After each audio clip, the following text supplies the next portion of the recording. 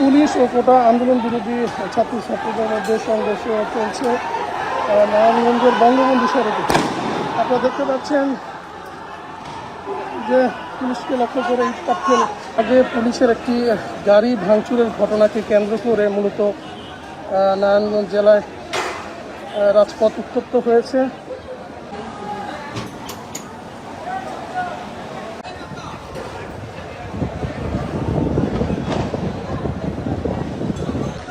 আন্দোলনকারীরা পুলিশ হয়তো সামনের দিকে এগোচ্ছে, যার কারণে আন্দোলনকারীরা পিছু হচ্ছেন।